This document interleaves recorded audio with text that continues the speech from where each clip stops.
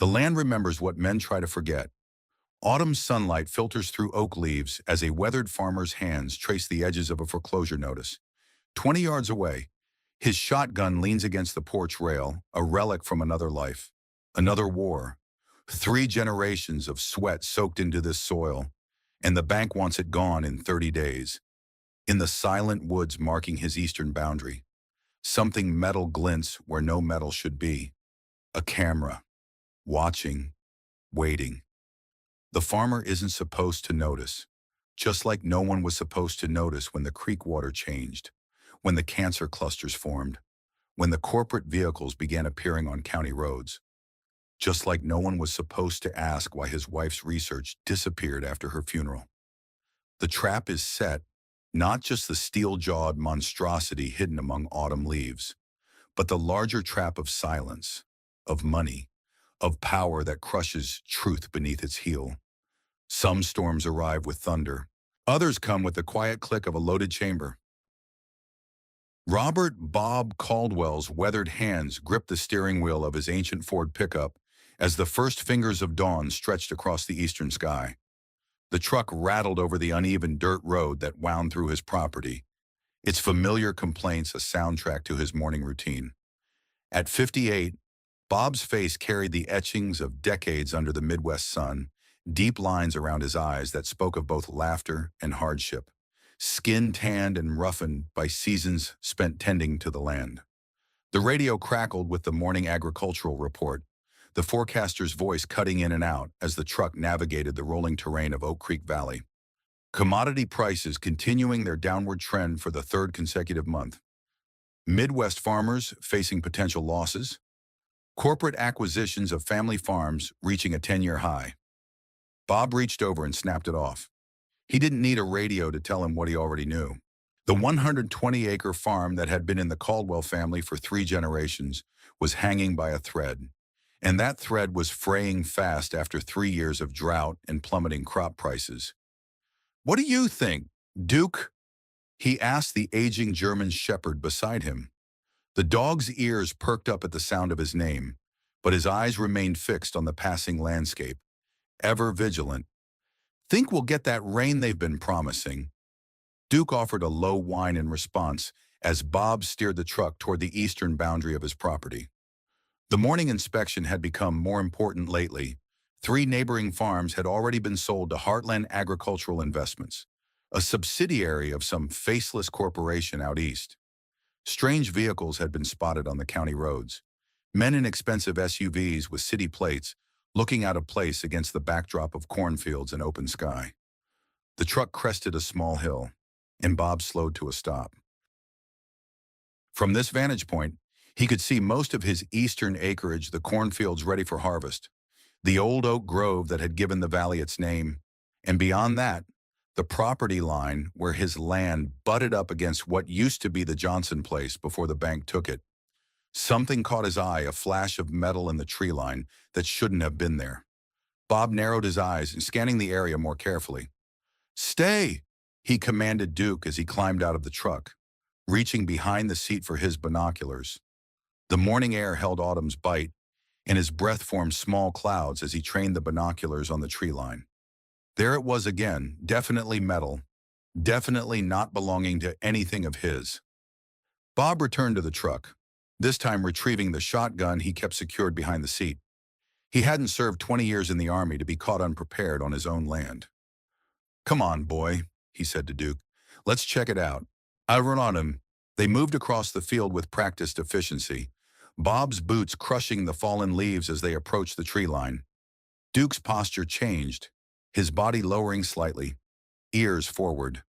He'd spotted something. "Easy," Bob murmured, adjusting his grip on the shotgun. As they reached the trees, Bob spotted it, a small, sophisticated camera mounted on a tree trunk, its lens oriented toward his property. Next to it, barely visible and carefully camouflaged, was a motion sensor. "What the hell?" he muttered, examining the device without touching it. This was no hunter's trail camera. The equipment was high-end, the kind used for professional surveillance. Someone was watching his land, and they hadn't bothered to ask permission. Duke growled, his attention shifting to something deeper in the woods. Bob tensed, listening. The snap of a twig, too deliberate to be wildlife, came from about 50 yards to his right. "Who's there?" Bob called out, raising the shotgun to a ready position. "You're trespassing on private property." Silence. Then the unmistakable sound of someone moving quickly through the underbrush. Retreating. "Stay!" Bob commanded Duke again, then moved swiftly in the direction of the sound. His years in the military had taught him how to move through terrain like this, and despite his age, he closed the distance rapidly. He caught a glimpse of a figure male, dark clothing, moving with purpose, and then the man turned, spotted Bob, and broke into a run. "Hey!" Bob shouted. "Stop right there!" The man ignored him, crashing through the underbrush toward what must have been a vehicle parked on the old service road that ran along the edge of the property. Bob pursued, his breath coming harder now, the familiar burn in his lungs reminding him he wasn't 25 anymore. The man reached a black SUV with tinted windows and no visible markings. As he yanked the door open, Bob finally caught up, grabbing the man's shoulder and spinning him around. "Who the hell are you?" Bob demanded, keeping the shotgun pointed at the ground but ready. The man was younger than Bob by at least a decade, with close-cropped hair and the build of someone who spent considerable time in a gym rather than working land. His eyes flicked to the shotgun, then back to Bob's face, calculating. "Private investigator," he said smoothly, reaching slowly toward his jacket. "I'm just doing my job." "Don't," Bob warned, raising the shotgun slightly. "Keep your hands where I can see them. What's a private investigator doing setting up cameras on my property without permission?" The man's expression hardened. "Look, Mr. Caldwell, you should walk away from this. Some things are bigger than your little farm problems." The fact that the man knew his name sent a chill down Bob's spine. "You're on my land. That camera is on my land. Either you start explaining, or I'm calling the sheriff." A flicker of something amusement crossed the man's face. "Go ahead. Call Sheriff Myers. See how far that gets you." Before Bob could respond, the man moved with unexpected speed, shoving Bob backward and diving into the SUV. The engine roared to life, and the vehicle peeled away, spraying gravel and leaving Bob standing in a cloud of dust, his mind racing with questions. Duke appeared at his side, hackles raised as they watched the SUV disappear. Bob reached down to pat the dog's head, his thoughts turning to the man's parting words. What did he mean about Sheriff Myers, and what was happening on his land that warranted professional surveillance? The camera. Bob turned and headed back to examine it more closely. Whatever was going on, that camera might hold some answers. As he reached the device, Bob heard something else, a faint, human sound coming from deeper in the woods. He froze, listening. There it was again, a moan, followed by what might have been a call for help. "Hello," Bob called out, moving cautiously toward the sound. Duke took the lead, nose to the ground, leading them off the path and into thicker underbrush. The sound came again, closer now, definitely human and definitely in distress. Bob pushed through a dense patch of brambles and stopped cold at what he saw.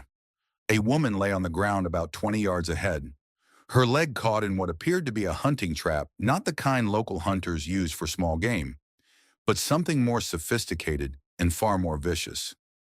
Blood stained the fallen leaves around her, and her face was pale with shock and pain. Bob moved quickly to her side, Duke circling the area, alert for danger.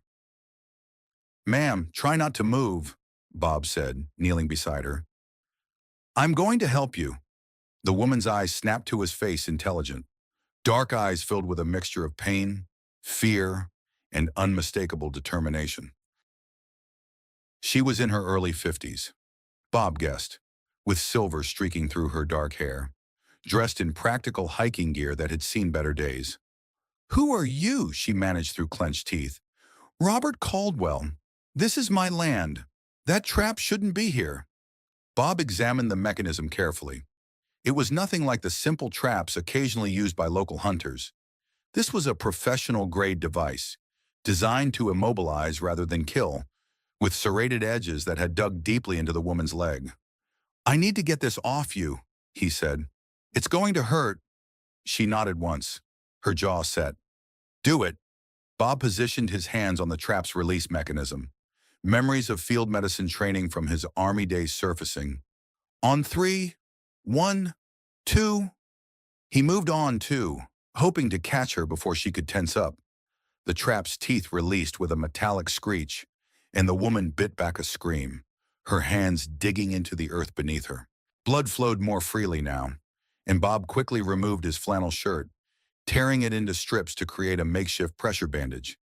As he worked, he kept his voice calm and steady. "What's your name? What were you doing out here?" She hesitated, watching him bandage her leg with practiced efficiency. "Kate," she finally said. "Kate Wilson. I'm an environmental scientist. I was taking water samples from the creek when I ran into some trouble." Something about her explanation didn't quite ring true, but Bob had more immediate concerns. "This isn't an animal trap, Miss Wilson. Someone set this for a person. For you. Maybe." Her eyes met his, and something passed between them, a silent acknowledgement that they both knew there was more to the story. "We need to get you to a hospital," Bob said, securing the last of the bandages. "No hospitals," she replied sharply. "No authorities. Please." Bob sat back on his heel and studying her face. "That leg needs proper medical attention." "None. Are you familiar with field medicine, Mr. Caldwell?" she asked, her gaze dropping to his hands, which had worked with military precision. "Army, 20 years, he admitted. "But I'm no doctor." "It will have to do." She tried to push herself up and gasped as pain shot through her injured leg. Without hesitation, Bob moved to help her, but the sudden crack of a gunshot froze them both. A bullet splintered the tree trunk inches from Bob's head, sending bark flying. "Down!" Bob commanded, shielding the woman with his body as he reached for his shotgun. Duke barked sharply, facing the direction of the shot. 2 more shots rang out, closer this time. Whoever was firing was moving toward them. "Can you move at all?" Bob asked, scanning the trees for any sign of the shooter. "With help," she gritted out. Bob nodded, formulating a plan. "When I say go, I'm going to help you up. We need to make it to those rocks about 30 yards east. They'll provide cover while I deal with our friend." "Deal with? You're going to engage an armed assailant?" She looked at him with disbelief. Bob checked his shotgun. "Not my first rodeo, ma'am." He positioned himself to help her up, counting down quietly. 3, 2, 1, go. They moved as one, Bob supporting most of her weight as they half ran, half stumbled toward the outcropping of rocks. More shots came, but the shooter's aim was compromised by their movement and the dense trees. Once Kate was safely behind the rocks, Bob turned his attention to the shooter. He moved with the quiet efficiency of a man who had done this before, using the terrain to his advantage, circling around to approach from a different angle. The shooter, another man in dark clothing, similar to the private investigator, was moving cautiously through the trees, rifle raised. He hadn't spotted Bob yet, his attention focused on the rocks where Kate was hiding. Bob positioned himself behind a large oak, waiting for the right moment. As the man passed his position, Bob stepped out, shotgun leveled. "Drop it," he commanded, his voice carrying the unmistakable authority of someone who expected to be obeyed. The shooter whirled, bringing his rifle to bear, but hesitated at the sight of Bob's shotgun aimed at his chest. That moment of hesitation was all Bob needed. He closed the distance quickly, the butt of the shotgun connecting solidly with the man's jaw. The shooter went down hard, his rifle clattering to the forest floor. Bob kicked the weapon away, then quickly checked the man for other weapons, finding a handgun and a military-grade radio, which he confiscated. The man was unconscious, but breathing. Bob had made sure of that. He wasn't in the business of killing, not anymore. Using the man's own belt and shoelaces, Bob secured him to a tree, then retrieved the rifle and headed back to Kate. He found her exactly where he'd left her, her face even paler now, but her eyes alert and watching for his return. Duke sat beside her, apparently having appointed himself her guardian in Bob's absence. "We need to move," Bob said, helping her to her feet. "There might be more of them." "There usually are," she murmured, leaning heavily against him as they began making their way back toward his truck. The trek through the woods was slow and painful for Kate, but she didn't complain once. Bob found himself impressed by her resilience, whoever this woman was. She was no stranger to hardship. "Who are these people?" Bob asked as they paused for her to catch her breath. "What do they want with an environmental scientist?" Kate's eyes met his, measuring, calculating. "It's complicated. Mr. Caldwell." "Bob," he corrected automatically. "And getting shot at on my own land makes it my business. Complicated or not?" She nodded slowly. "Fair enough, but not here." Once we're somewhere secure, they reached the truck without further incident, though Bob remained vigilant, scanning the tree line constantly. He helped Kate into the passenger seat, then whistled for Duke, who jumped into the back with practiced ease. As they drove back toward the farmhouse, Bob watched Kate from the corner of his eye. She sat straight despite her injury, her gaze taking in everything the fields ready for harvest. The weathered barn in the distance, the farmhouse that had stood for over a century. There was something in her assessment that went beyond casual observation, something almost professional in its thoroughness. "Environmental scientist." "Huh," Bob said, breaking the silence. A small smile touched her lips. Among other things, the farmhouse came into view, 2 stories of white clapboard with a wide front porch, a black tin roof, and windows that had witnessed generations of Caldwell history. It wasn't fancy, but it was solid and well-maintained, a testament to Bob's determination to preserve his family's legacy despite mounting financial pressures. Bob parked close to the front steps and helped Kate inside, settling her on the living room sofa. The interior of the house reflected its owner, practical, unpretentious, with furniture chosen for comfort rather than style. Family photos lined the mantel above the stone fireplace, tracking the Caldwell family through the decades. "I'll get my first aid kit," Bob said, heading toward the kitchen. "It's a bit more extensive than most." When he returned with the large metal box bearing Army medical insignia, Kate was examining a photo on the end table, Bob in uniform standing beside a smiling woman with kind eyes and a young girl of about 12. "Your family," she asked as he set the kit down and began sorting through supplies. "My wife, Eleanor, and our daughter, Lisa," Bob replied, his voice softening. "Eleanor passed 7 years ago. Cancer." He kept his focus on the medical supplies, not meeting Kate's eyes. "Lisa's in Seattle now, works for some tech company." "I'm sorry about your wife," Kate said quietly. Bob nodded his acknowledgement, then gestured to her injured leg. "I need to clean this properly. It's going to hurt worse than when I removed the trap." "Go ahead," she said, setting the photo down carefully. "I've had worse." Something in her tone made Bob look up, meeting her eyes. There was a story there, one he suspected few people had heard. As he cleaned and properly dressed her wound, Bob noted that Kate bore the pain with remarkable stoicism, her only reaction an occasional sharp intake of breath when he had to dig deeper to remove debris from the trap. "The good news is, no major arteries were hit," he said as he finished applying a proper pressure bandage. "The bad news is, you've got some deep tissue damage that really should be seen by a doctor." "You did fine," Kate assured him, examining his handiwork. "Military medical training. Combat medic for my first tour," Bob confirmed. "Picked up a few things that stuck with me." "Lucky for me." She attempted to shift position and winced. "You should rest," Bob said, standing to gather the used medical supplies. "I've got a guest room downstairs you can use. Belonged to my mother-in-law in her later years." Kate's expression turned wary. "Mr. Caldwell, Bob, you've been very kind, but I shouldn't stay. Those men, they'll come looking." "Probably," Bob agreed calmly. "But you're in no condition to go anywhere, and I have a feeling they'd find you whether you're here or not." He paused when studying her face. Besides, I've got questions that need answering, starting with why there's surveillance equipment on my property and men with guns chasing an environmental scientist through my woods. Kate held his gaze and then sighed. You deserve answers. But not all of them will be ones you want to hear. Truth rarely is, Bob replied. But I prefer it to comfortable lies. He glanced at his watch.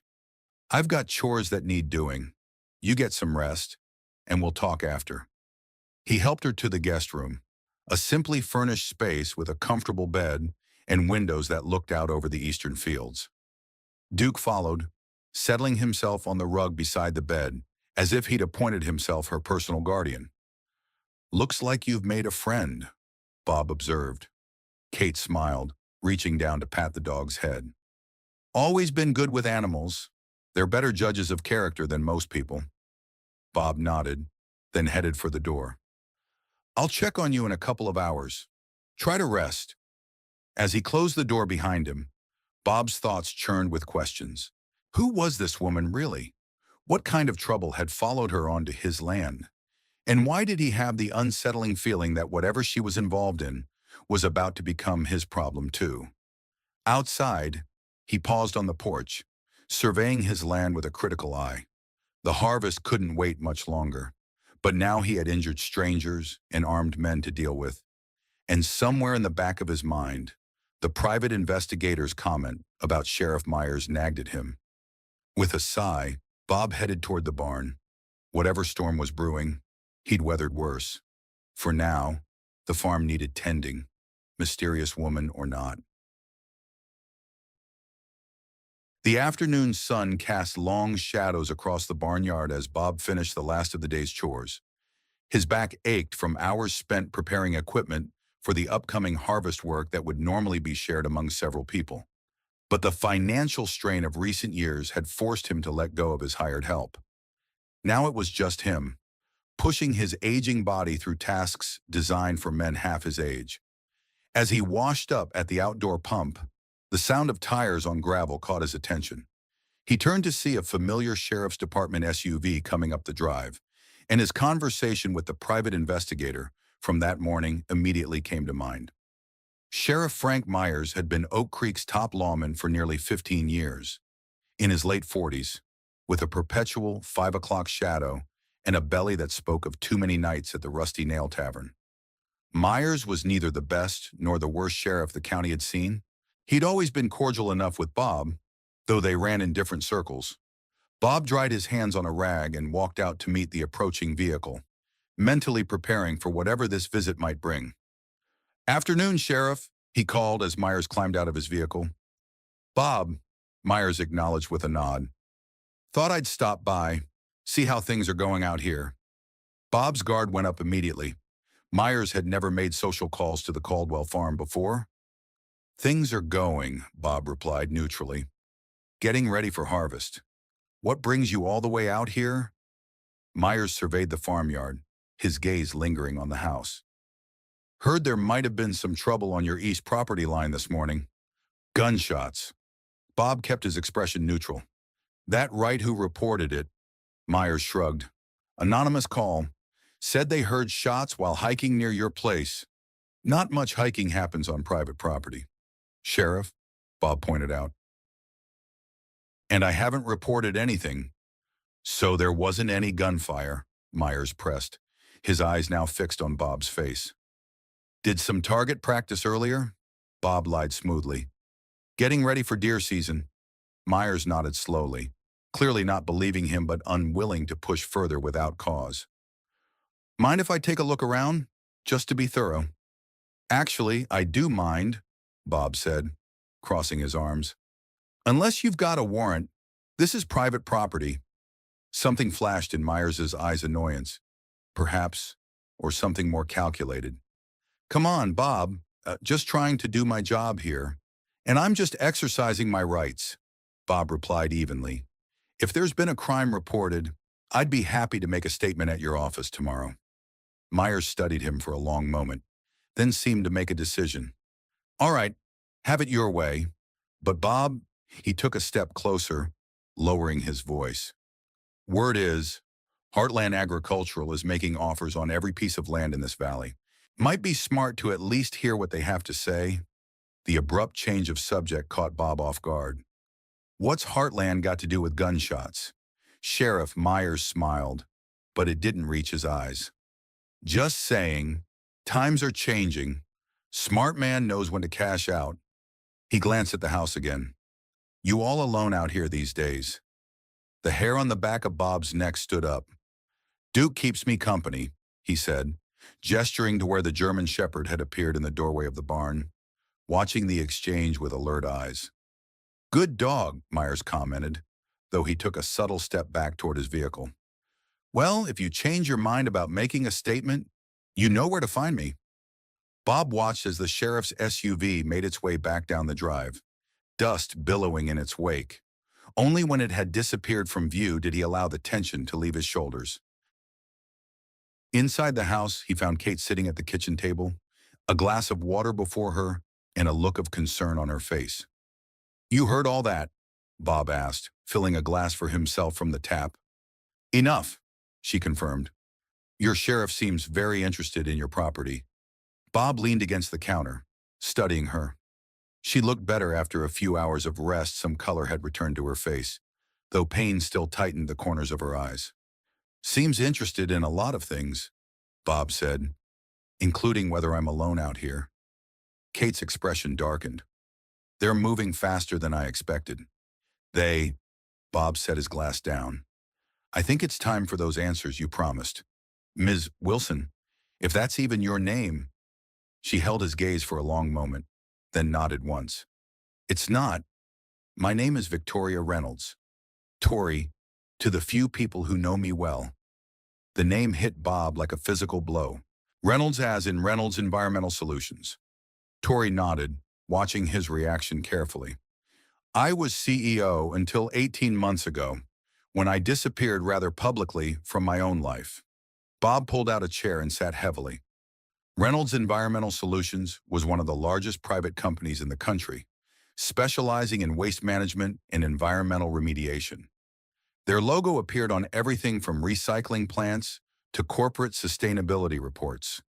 And if memory served, the company had been in the news recently due to the mysterious disappearance of its leader. The woman who vanished, Bob said slowly, recalling headlines that had flashed across his rarely watched television.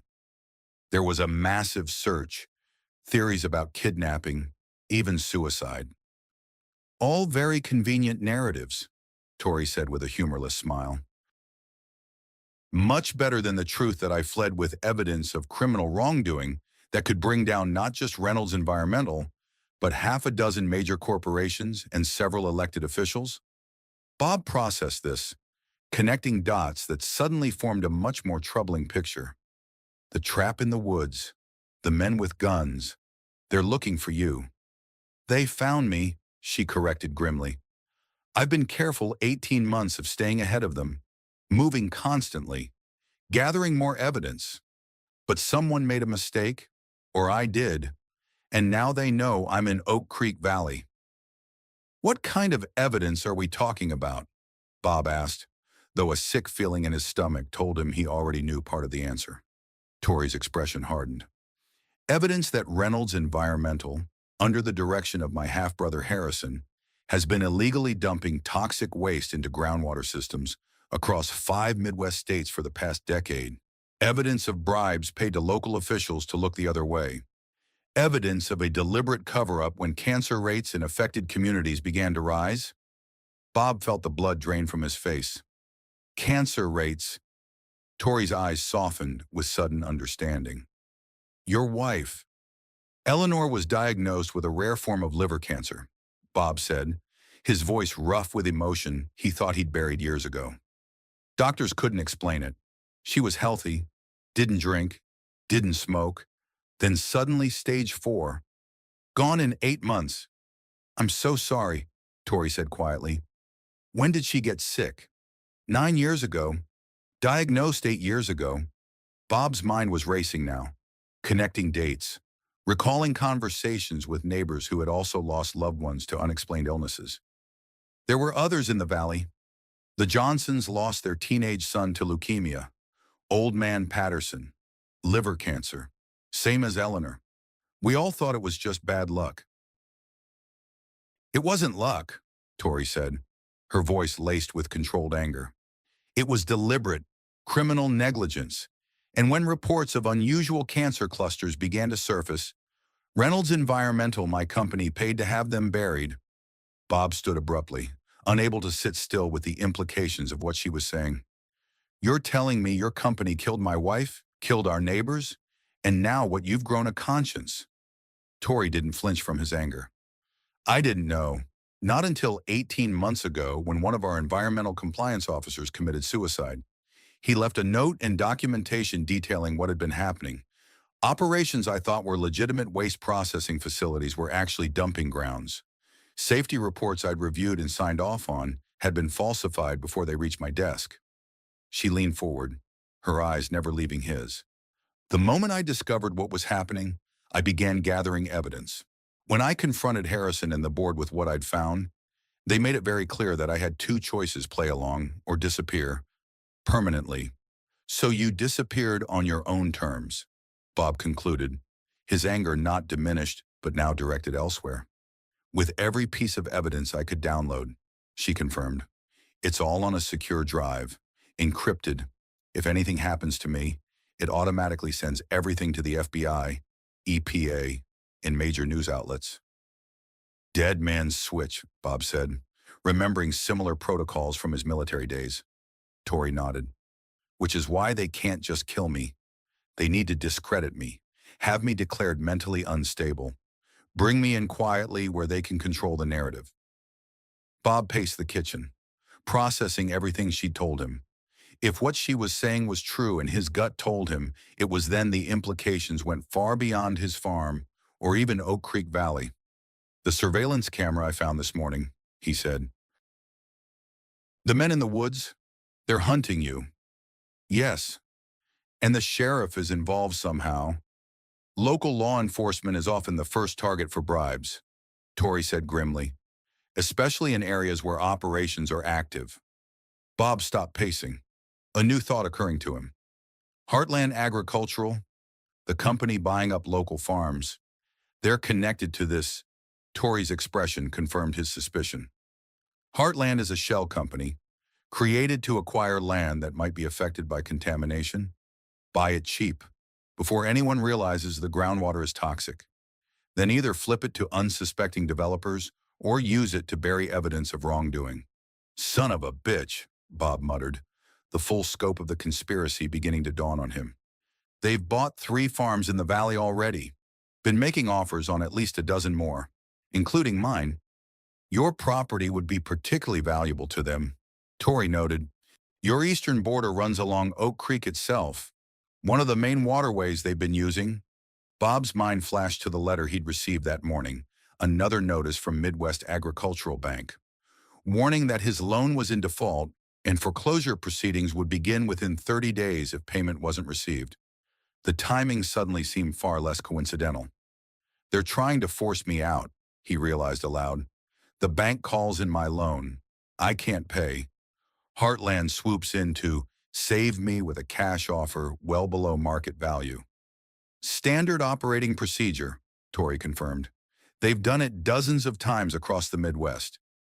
Bob looked at her, really looked at her, seeing past the environmental scientist disguise to the woman beneath a woman who had given up everything to expose a truth that had already cost too many lives.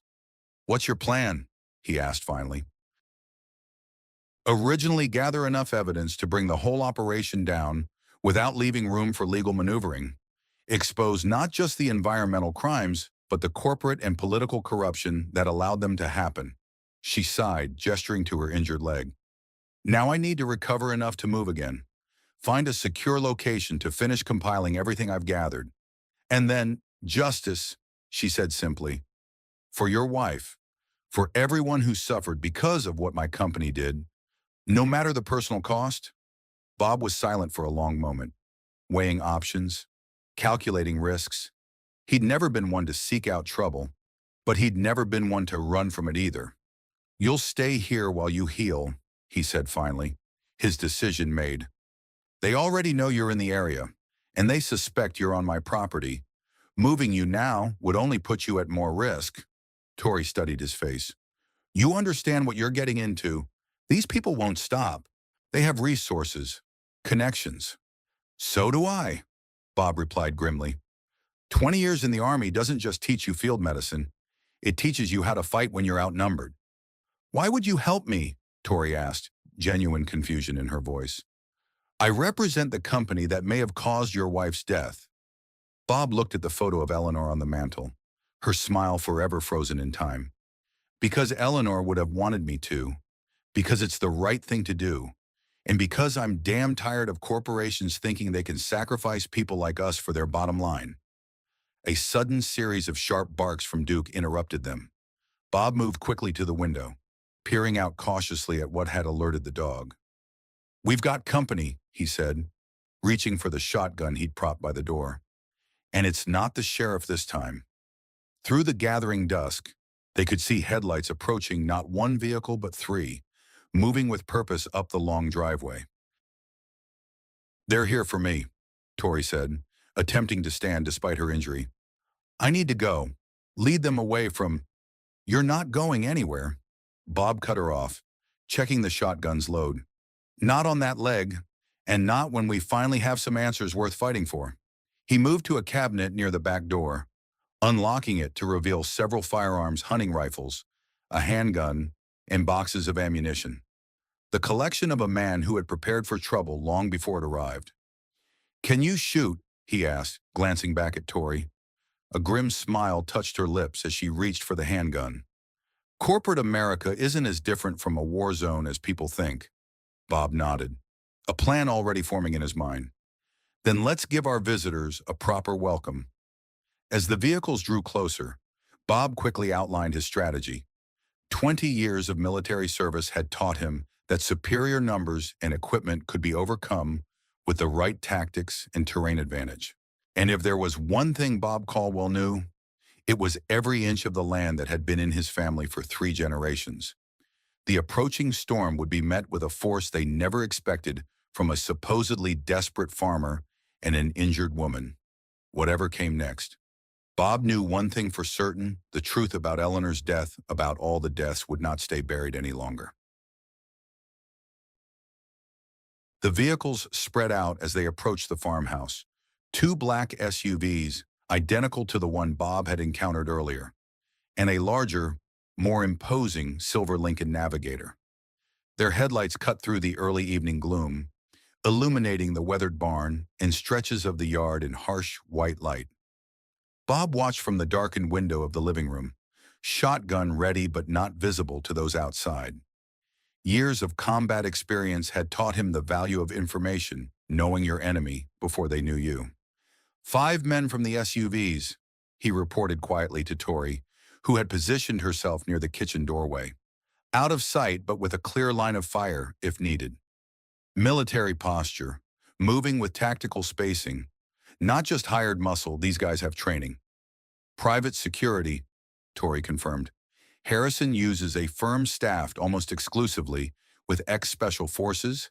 Expensive, but effective? Bob continued his assessment. Driver still in the Navigator. Someone else in the back seat. He narrowed his eyes, studying the silhouette visible through the tinted windows. Can't make them out clearly. Probably Harrison, Tori said, her voice tight. He likes to observe, but keep his hands clean. The 5 men from the SUVs had formed a loose perimeter around the farmhouse.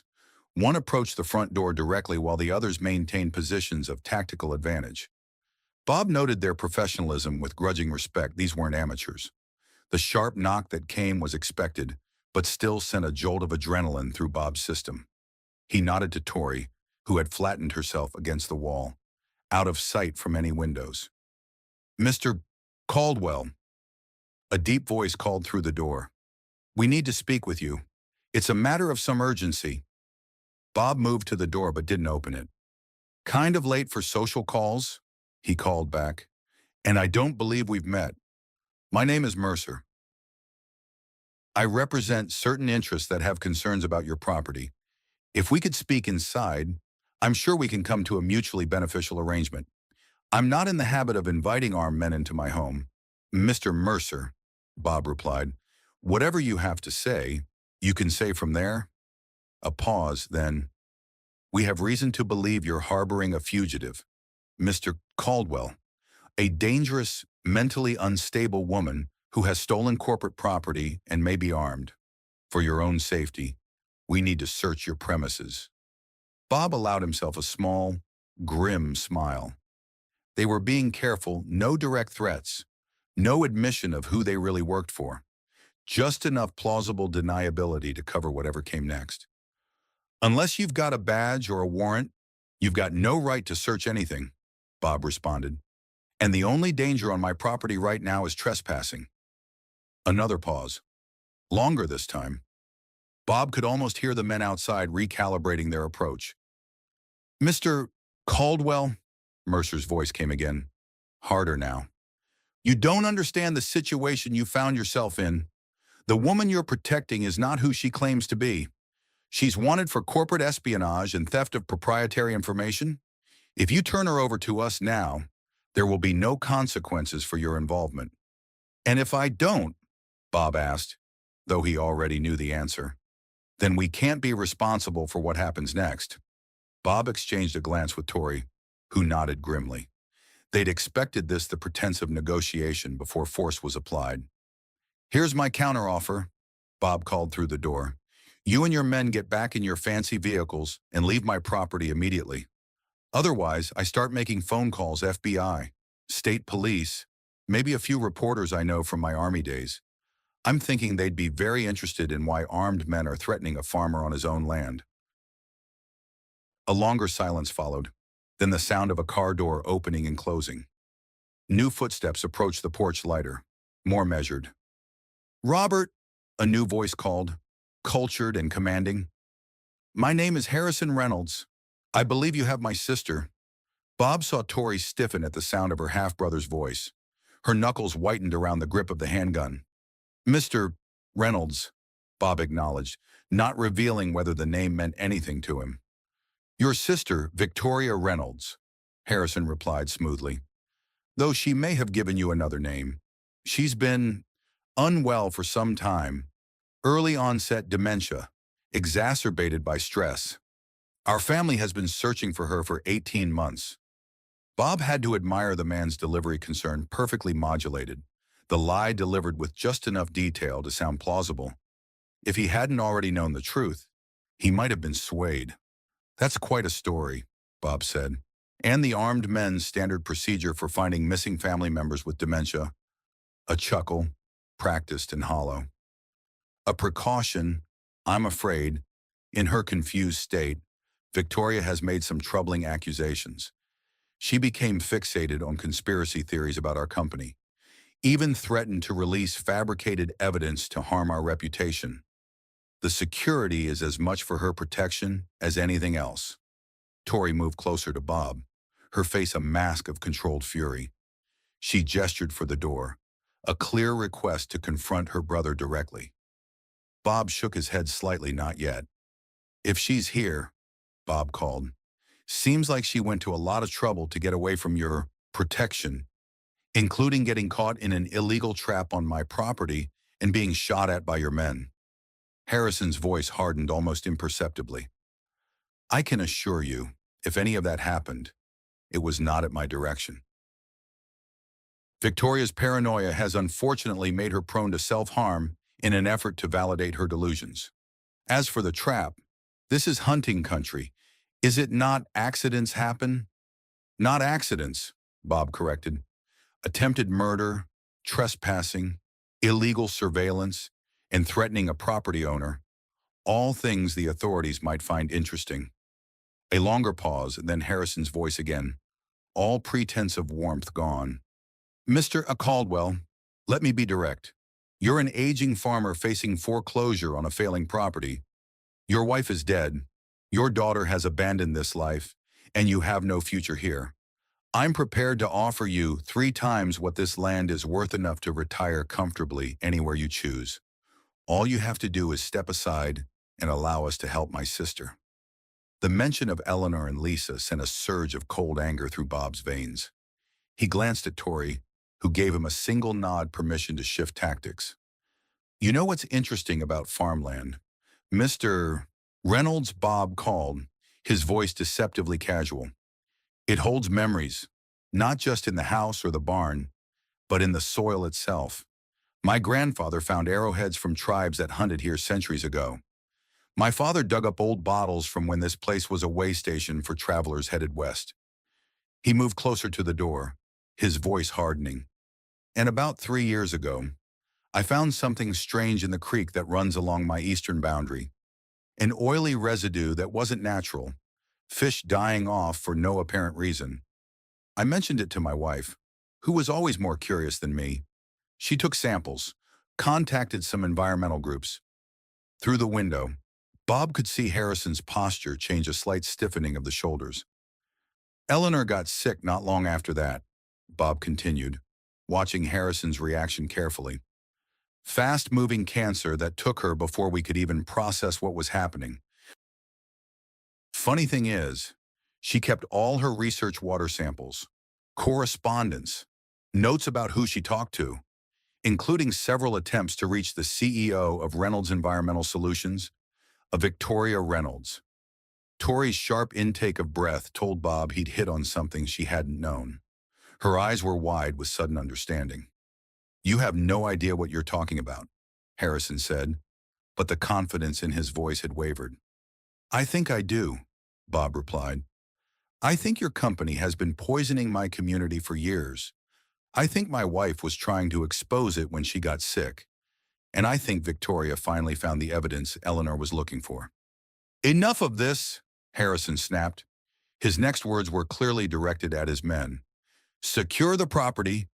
Bob had been expecting this moment. He stepped back from the door just as something heavy slammed against it, a battering ram or a booted foot.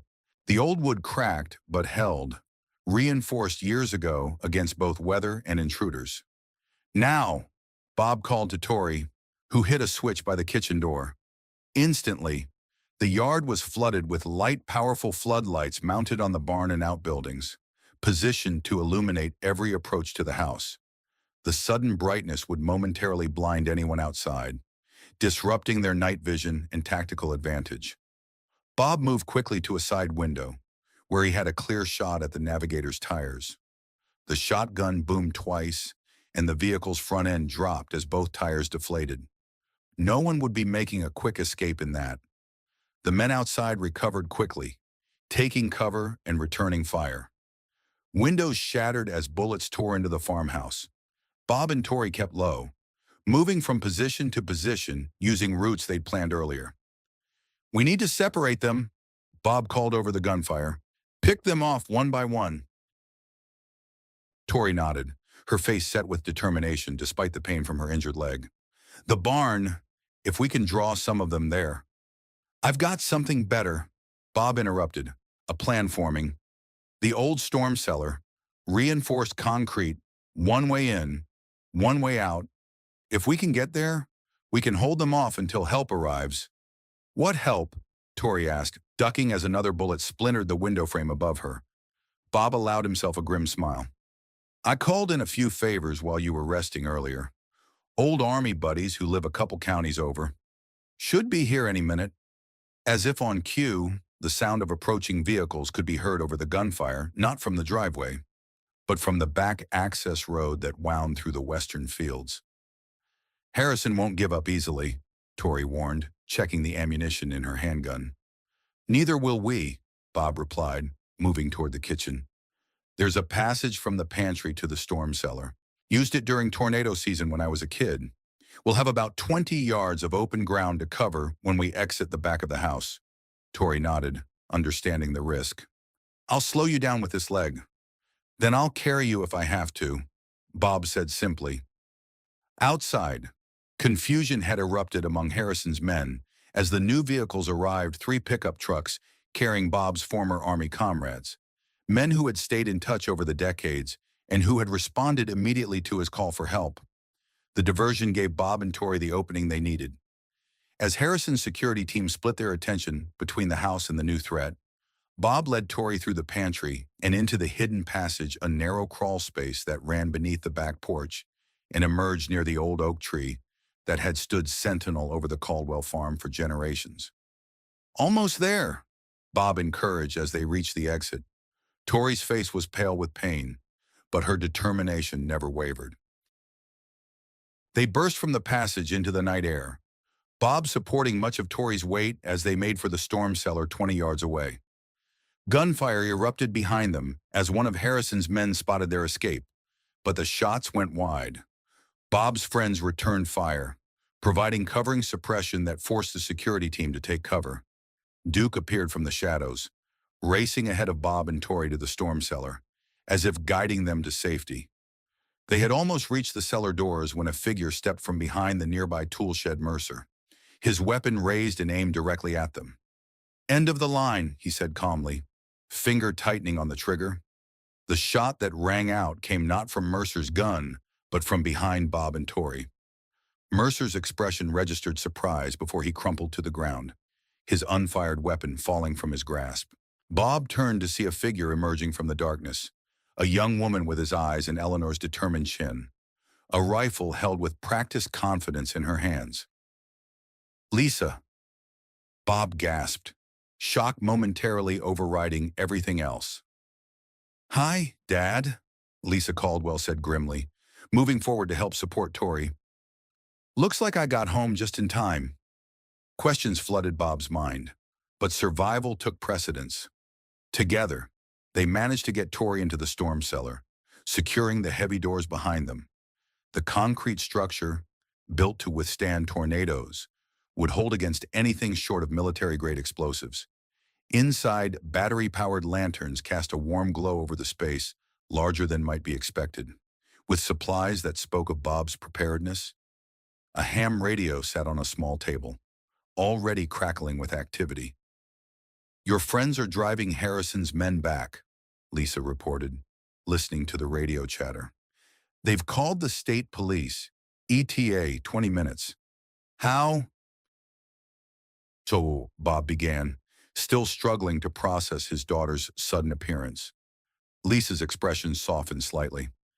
"I've been monitoring Reynolds Environmental for months. Dad, ever since I found Mom's research in the attic last time I visited, when I saw your name pop up in some encrypted communications I was tracking, I caught the first flight out of Seattle." Bob looked at his daughter, really looked at her for the first time in years. Gone was the rebellious teenager who had fled the farm as soon as she could. In her place stood a confident young woman with skills he hadn't known she possessed. "You knew about Reynolds, about what they did to your mother." Lisa nodded, her jaw tightening in a way that reminded him painfully of Eleanor. "I suspected. I work in cybersecurity now. Been using those skills to dig into Reynolds and their subsidiaries. When Victoria Reynolds disappeared 18 months ago, I knew something big was happening." She turned to Tori, who was watching this reunion with a mixture of pain and something like hope. "I never expected to find you here. Ms. Reynolds, your encryption protocols are impressive." "Clearly not impressive enough," Tori replied with a wry smile despite her pain. "Wait," Bob interrupted, pieces clicking into place. "You knew who she was the moment you saw her." "I've been studying her case file for months," Lisa confirmed. "Reynolds Environmental is responsible for what happened to Mom and dozens of other families. Ms. Reynolds was trying to expose it all when she disappeared." Above them, the sounds of the firefight were diminishing. Harrison's men were in retreat, outmaneuvered by Bob's friends who knew the terrain intimately. "State police will be here soon," Lisa said, checking her watch. "But Harrison Reynolds won't be easily stopped. He has connections in law enforcement, politics." "We have evidence," Tori said, reaching into her pocket to produce a small, encrypted flash drive. "Everything they've done, everyone they've paid off, the complete operation." Lisa eyed the drive with professional interest. "With that and what I've already gathered, we could build a case even their lawyers couldn't dismantle." Bob looked between his daughter and Tori. These two women who had each, in their own way, been fighting the same battle he hadn't even known was being waged. A battle for truth, for justice, for Eleanor. "So what happens now?" he asked. Tori met his gaze steadily. "Now we take the fight to them, on our terms." Outside, the wail of approaching sirens cut through the night. The first battle was ending, but the war for justice was just beginning. And for the first time since Eleanor's death, Bob felt something he had almost forgotten: hope. In the storm cellar beneath the land his family had tended for generations, surrounded by the unlikely allies fate had brought together, Robert Caldwell made a silent promise to his late wife. The truth she had died seeking would finally come to light, and those responsible would face the consequences, no matter how powerful they thought they were. The storm had come to Oak Creek Valley, not the kind that could be weathered in a cellar, but the kind that would cleanse the land of long-buried poisons. And when it passed, perhaps something new could grow from soil too long contaminated by greed and corruption. 3 months after the storm broke over Oak Creek Valley, the scars remained visible: splintered wood on the old farmhouse, freshly turned earth where toxic soil was removed. A quiet cemetery where Eleanor Caldwell's grave now bears a small bronze plaque: "She sought the truth." The headlines have faded. Corporate empires rarely collapse completely, they merely transform. But in courtrooms across 5 states, the wheels of justice continue turning, grinding slowly but with purpose. Some nights, Robert Caldwell sits on his porch watching headlights on distant roads and wonders if it was all worth it. The blood spilled, the trust broken, the quiet life forever altered. Then morning comes. The sun rises over fields where clean water once again flows through ancient creek beds. In the renovated barn, environmental researchers led by a scientist with silver-streaked hair and a farmer's daughter with her mother's determined eyes document the land's slow healing. There is a different kind of harvest now, not just of corn and wheat, but of accountability, of redemption. They say the most valuable things a farmer knows cannot be written in books. They must be learned through seasons of loss and growth. Perhaps the same is true of justice. Perhaps some storms must break us before they can cleanse us. What would you risk to uncover a buried truth?